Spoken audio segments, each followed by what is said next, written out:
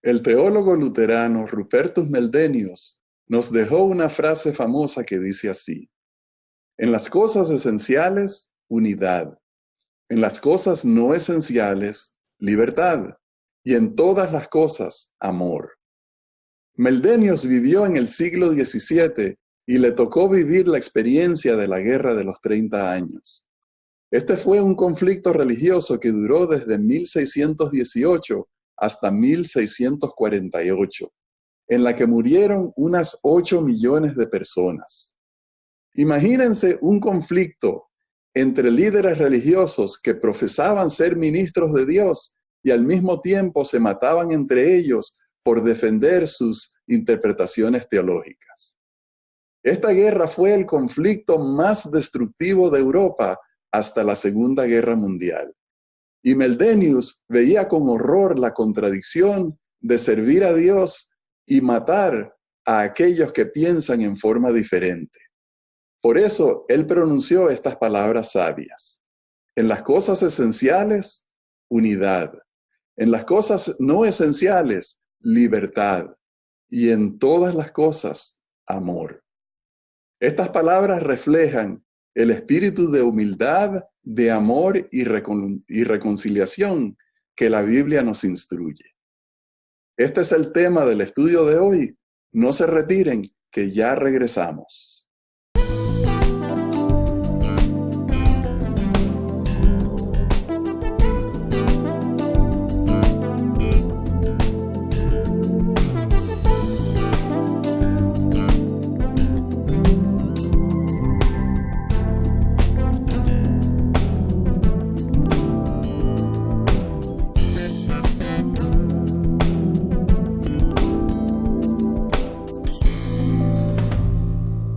Hola, apreciados hermanos, bienvenidos a Perspectiva Bíblica. Y Johnny, hoy tenemos un tema de gran importancia que habla sobre la unidad y las relaciones rotas. Siempre la unidad es el centro y siempre es importante, Rafael. Por eso debemos comenzar con una palabra de oración. Pero antes, noto que estás muy diferente. ¿Por qué cambiaste? Bueno, pero no más diferente que tú, porque tú tienes ahí unos cables guindándote de las orejas. Bueno, sí, hermano, siempre buscando una mejor manera de grabar el audio. ¿Y tu cambio por qué? Pues el mío por el audio también, Okay. Bueno, está bien, pues. porque se reflejaba en la barba, entonces así se va más directo. Ok. Oramos al Señor. Okay. Pedímote, Padre Santo, que entendamos tu propósito de unidad y colaboremos con tu Santo Espíritu en ese objetivo. En el nombre de Jesús oramos. Amén. Amén. Amén. Bien, Johnny, entonces este tema de las relaciones rotas es un tema de gran importancia porque es inevitable que en la iglesia, que es una reunión de seres humanos deficientes y pecadores, es inevitable que hayan conflictos y hayan relaciones rotas. Y cuando nosotros leemos en las Escrituras encontramos que aún los apóstoles tenían ese problema. Y vamos a comenzar viendo la historia de cómo Pablo y Bernabé tuvieron un desacuerdo. Habiendo zarpado de Pafos, Pablo y sus compañeros llegaron a Perge y Panfilia, pero Juan, apartándose de ellos, volvió a Jerusalén. Entonces, esto fue durante el primer viaje misionero de Pablo. Recordamos que Pablo actuaba con Bernabé y actuaba con varias personas.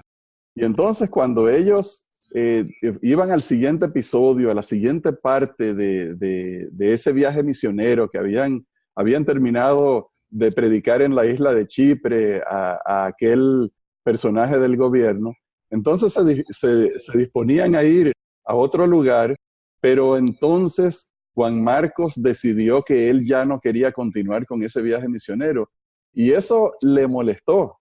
Hay que ser honestos, eso le molestó a Pablo. Y la realidad es, Rafael, que el propósito de unidad es tan y tan importante que a veces, mejor digo, a menudo usamos ¿cómo se dice? Atrechos para conseguirle. Y en esos caminos más cortos que parecen ser útiles, violentamos el propósito de Dios. Y lo que hizo Pablo, que posteriormente lo vamos a ver en los próximos versos, entonces fue evitar tener nada que ver con el hermanito sobrino de Bernabé, Juan Marcos. Sí, exactamente. Eso salió más adelante, ese resentimiento, o por lo menos esa nota mental que tenía Pablo de que Juan Marcos no era alguien de confianza, salió más adelante. Y vamos a ver ese pasaje en Hechos. Sí, pero leámoslo yo no le atribuyo a Pablo malas intenciones. Yo le atribuyo a Pablo el deseo fiel de mantener la unidad.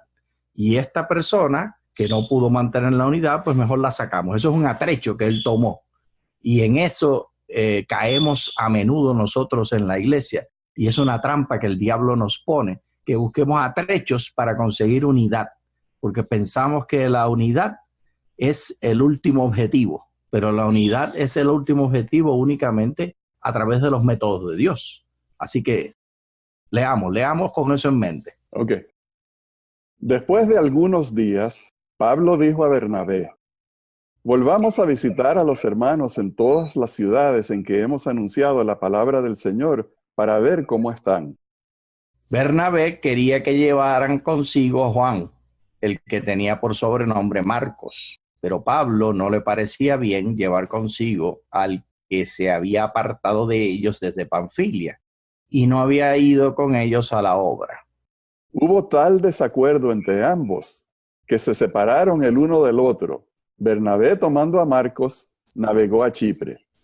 Y Pablo, recogiendo a Silas, salió encomendado por los hermanos a la gracia del Señor y pasó por Siria y Sicilia animando a las iglesias.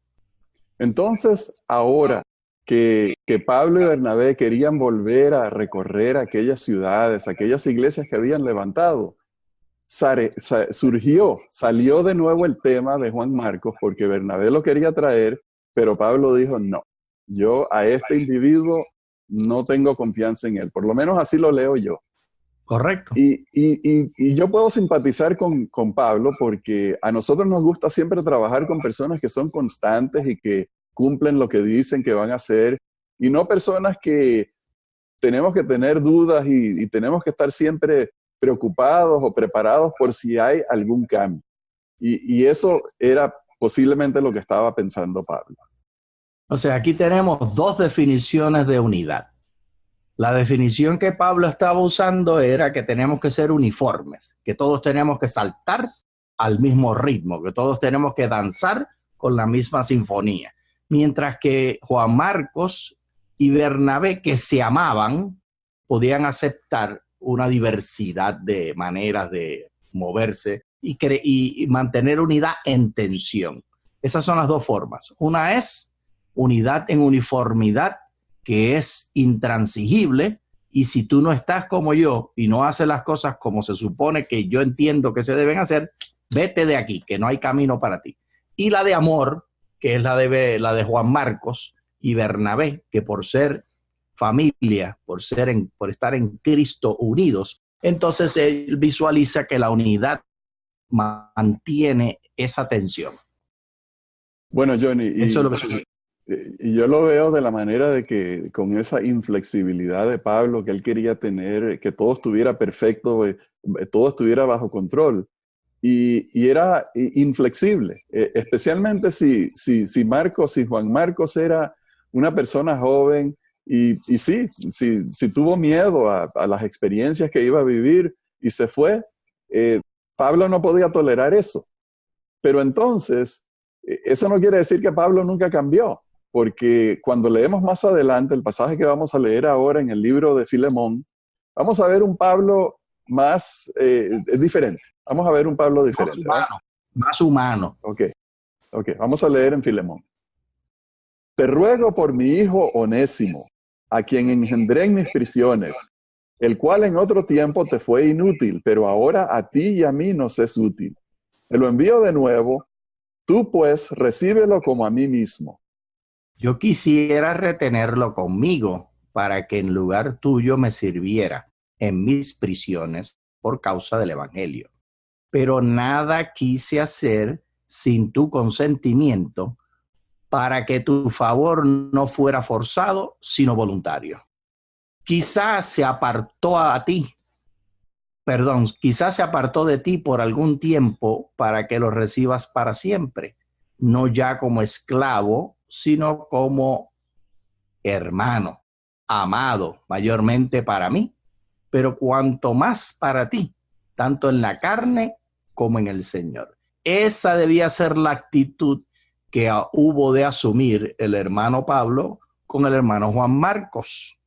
Pero con el caso del hermano Juan Marcos, todo lo que estaba pensando era en seguir el manual, en movimientos exactos tal como estaba escrito, y no aceptar ni tolerar diversidad de formas y necesidades individuales de algunos que son diferentes a los otros. Pablo quería que todos actuaran igual. ¿Qué cosa, Rafael? ¿Y así sucede hoy en la iglesia también, o no? Bueno, sí, eso es lo que yo estoy pensando. La implicación para nosotros es ver en Pablo, en los dos Pablos, porque vamos a hablar del Pablo del primer viaje misionero y del segundo viaje misionero y el Pablo que le escribió a Filemón. Uno era ese Pablo intransigente, exigente, que no toleraba defectos en los demás, y el otro era un Pablo más ponderado, más maduro en el Evangelio, más comprensivo de las fallas en las personas y más dispuesto a perdonar y a recibir en amor y darle una segunda oportunidad. Yo creo que si Pedro hubiera estado allí en el momento en que Pablo estaba rechazando a Juan Marcos, le hubiera dicho: Pablo, no me parece esa la posición correcta. Si vamos a rechazar a la gente que comete errores, entonces, ¿quién quedaría entre nosotros? Seguramente Pedro hubiera simpatizado con Juan Marcos y lo hubiera defendido. Estoy de acuerdo contigo, 100%. Pero entonces, Johnny, aquí hay un tema que vamos a hacer un paréntesis y dejar a un lado un poquito el tema de reconciliar las relaciones rotas, para tratar un tema que pocas veces tratamos, porque este tema de la esclavitud se menciona aquí y pareciera que Pablo no condena la esclavitud, pareciera que Pablo no rechaza esa institución tan malvada que existía y que todavía existe en el mundo, la esclavitud. Y entonces vamos a leer un pasaje en Gálatas donde queda clara la posición de Pablo en cuanto a la esclavitud. Gálatas 3:28 dice: ya no hay judío ni griego, no hay esclavo ni libre, no hay hombre ni mujer, porque todos vosotros sois uno en Cristo Jesús.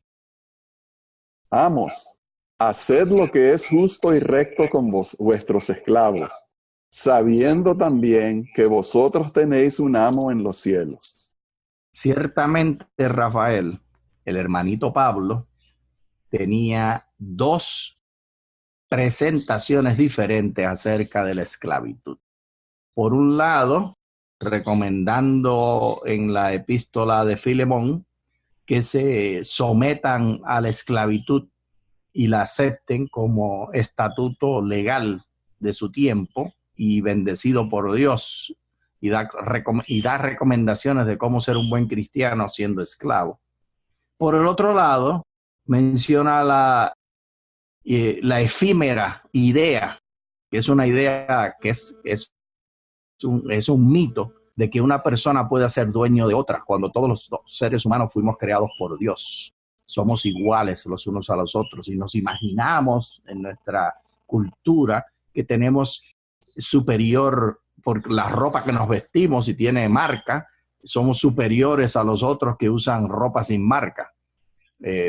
Clara me cuenta que cuando crecía en República Dominicana como muchachita, como niña, si alguien tenía un traje que tenía etiqueta, porque lo habían comprado en Estados Unidos o en otro lugar, generalmente era Estados Unidos, le dejaban la etiqueta por fuera para que cuando iban a la iglesia vieran que tenía traje de etiqueta. Sin embargo, hoy en día sabemos que los trajes sin etiqueta que habían sido hechos a mano para la persona que los está usando son mucho más finos. Es una cosa, una tecnología muy superior que está hecha para la persona individual. Hay uno solo de este estilo. Así somos los seres humanos, Rafael. Usamos mitos diferentes para explotarnos unos a otros. Y el hermano Pablo era parte de su cultura y estaba en medio de la misma situación que tú y yo. Bueno, Johnny, a mí me gusta ponerlo de la manera de que Pablo sí combatió la esclavitud, no tratando de causar una revolución política, porque posiblemente no quería ni Jesús ni Pablo convertir el mensaje del evangelio en una cuestión política, pero por lo menos sí lo hizo desde el punto de vista espiritual, cuando le dice que ya no hay esclavos ni libres, porque en Cristo somos lo mismo. Y le dice a los amos que traten a los esclavos así como Dios, como sirven a Dios. O sea que hay un punto en que el cristianismo es el que le trajo al mundo el conocimiento o el estatus de la dignidad del ser humano ante Dios. Porque en las culturas antiguas existía eso de que el vencedor siempre dominaba sobre los vencidos, los utilizaban como esclavos, los explotaban como herramientas y como animales, y no eran iguales. Esas culturas de griegos y romanos, donde la gente adinerada, la gente poderosa, los militares, los gobernantes, los líderes religiosos tenían esclavos y no trabajaban, sino que todos se los hacían los esclavos. Esa cultura es donde se desarrolló el cristianismo, y Pablo comenzó a predicarles a ellos un punto de vista diferente en cuanto a la esclavitud.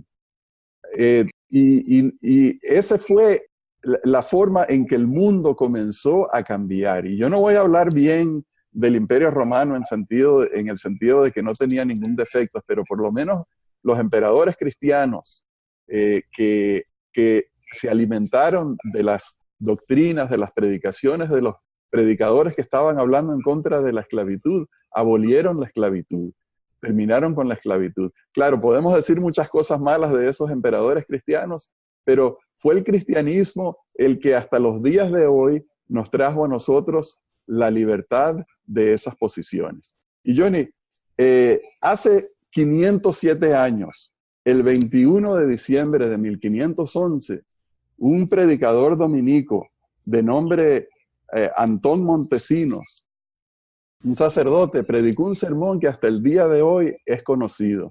Ahora, yo sé que no es conocido por mucha gente, pero hace años lo leí, exactamente a los 500 años del sermón, lo leí y fue una revelación para mí, y me gustaría compartirla con los amigos de Perspectiva Bíblica. Así que vamos a leer algunas partes del sermón de Antón Montesinos. Voz del que clama en el desierto. Todos estáis en pecado mortal, y en él vivís y morís, por la crueldad y tiranía que usáis como con estas inocentes gentes. Decid, ¿con qué derecho y con qué justicia tenéis en tan cruel y horrible servidumbre a estos indios? ¿Con qué autoridad habéis hecho tan detestables guerras a estas gentes que estaban en sus tierras mansas y pacíficas, donde tan infinitas de ellas, con muertes y estragos, nunca oídos habéis consumido? ¿Cómo los tenéis tan opresos y fatigados, sin darles de comer ni curarlos en sus enfermedades, que de los excesivos trabajos que les dais incurren y se os mueren? Y por mejor decir los matáis, por sacar y adquirir oro cada día. ¿Y qué cuidado tenéis de quien los doctrine y conozcan a su Dios y Creador y sean bautizados, oigan misa, guarden las fiestas y domingos? Estos no son hombres, no tienen ánimas racionales. No sois obligados a amarlos como a vosotros mismos. Esto no entendéis, esto no sentís. ¿Cómo estáis en tanta profundidad de sueño, tan letárgico dormidos? Tened por cierto que en el estado que estáis no os podéis más salvar, que los moros o turcos que carecen y no quieren la fe en Jesucristo. Independientemente, Johnny, de algunas teologías con las cuales nosotros no estamos de acuerdo, el tenor general de este sermón es admirable, porque hay que entender el trasfondo, Johnny. Eran tiempos donde nadie cuestionaba el derecho o el estatus de cosas donde los españoles dominaban y utilizaban y mataban a los indios en tantos abusos y tantas crueldades. Y este hombre, impulsado por el Evangelio de Pablo, impulsado por el Espíritu de Jesucristo, se levantó a denunciar las crueldades y las maldades de esa gente. Esto fue lo que sirvió para que Bartolomé de las Casas se convirtiera y abandonara, libertara a todos los esclavos, porque él también tenía encomiendas, y luego se convirtiera en el defensor de los indios. Antón Montesinos tuvo que ir a España a dar cuenta ante el rey por las denuncias que habían hecho contra él de todas, de esos sermones, porque luego vino otro domingo y volvió a predicar lo mismo. Con mensajes contundentes en contra de la esclavitud. Así que las palabras de Jesús fueron las que trajeron la reconciliación para los oprimidos y los esclavizados. Lamentablemente, Rafael, aquí hay un bemol bien grande que tengo que traer a colación. Tanto Fray Antón, estaba muy bonita. Tanto Fray Antón Montesinos como Bartolomé de las Casas estaban solo defendiendo a los llamados indios. Y ellos promulgaron la idea de traer a negros, esclavos de África. Así que, lamentablemente, sus motivos no son tan puros ni tan buenos, porque hacía diferencia entre unos y otros y consideraba dignos de esclavitud a los africanos, mientras que no eran dignos de esclavitud los que así llamaban indios, que no eran ningunos indios porque no eran de la India, pero nativos. Perdona que tenga que traer esto a colación. Es un buen punto, Johnny, y es cierto. Y eso es lo que demuestra, a pesar del poder del Evangelio en nuestras vidas, que hay prejuicios muy enraizados que nos hacen ciegos. Y por eso es que el Evangelio tiene que adueñarse de cada punto de nuestro corazón para en realidad lograr una reconciliación entre los seres humanos. Amén. Johnny, nos quedan 6 minutos y estamos en la mitad de la lección, así que vamos a avanzar al siguiente pasaje de Mateo 18. Por tanto, si tu hermano peca contra ti, ve y repréndalo, estando tú y él solos. Si te oye, has ganado a tu hermano. Pero si no te oye, toma aún contigo a 1 o 2, para que en boca de 2 o 3 testigos conste toda palabra. Si no los oye a ellos, dilo a la iglesia. Y si no oye a la iglesia, tenlo por gentil y publicano.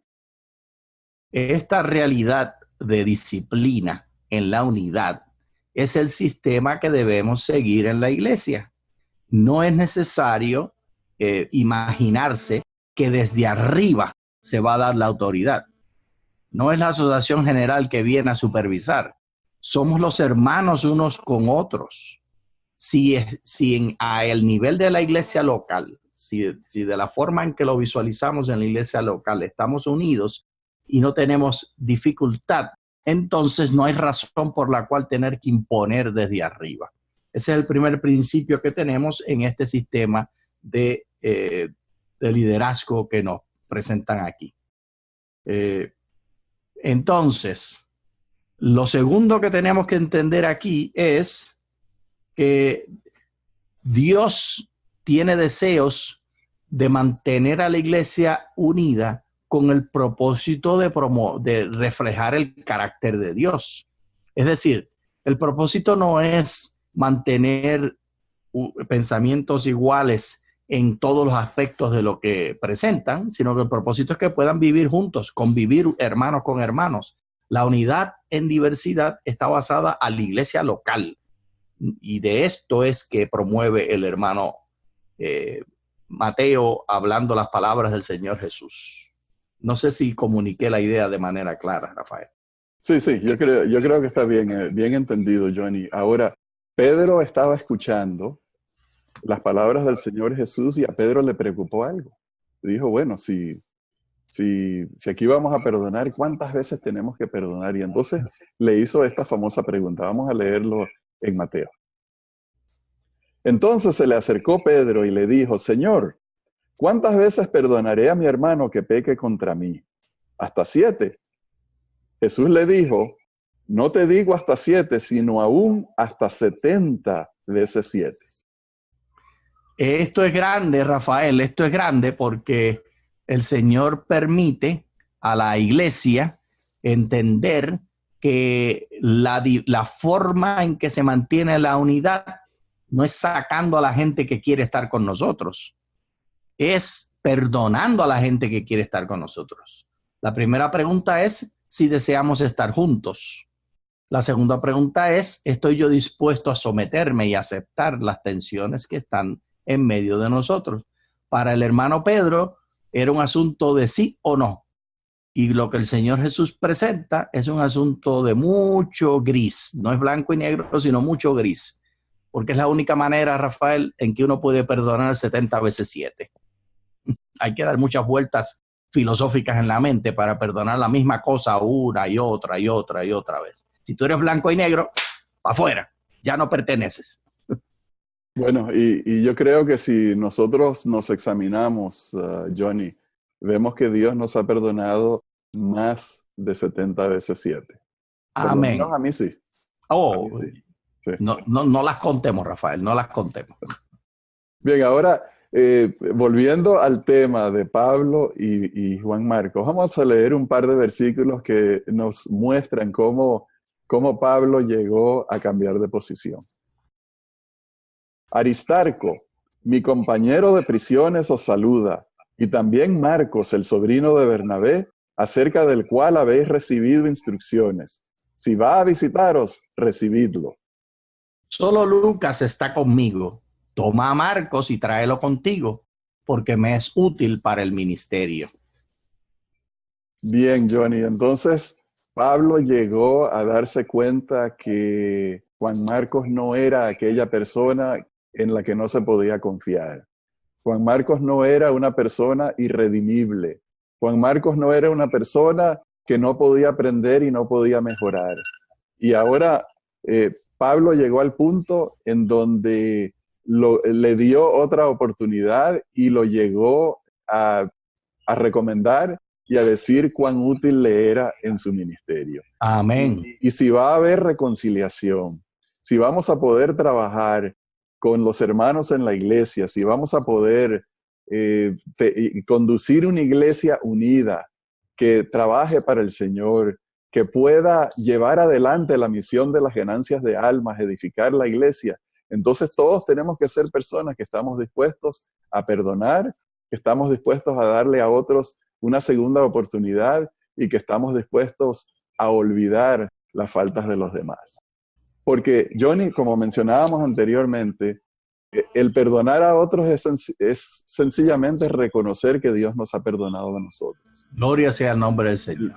El darle una segunda oportunidad a otra persona es sencillamente reconocer que Dios nos dio a nosotros una segunda oportunidad. Gracias, Señor. Gracias, Señor. Bien, apreciados hermanos, llegamos ya al final de esta lección. Les agradecemos por habernos acompañado y les deseamos muchas bendiciones de Dios. Muchas gracias.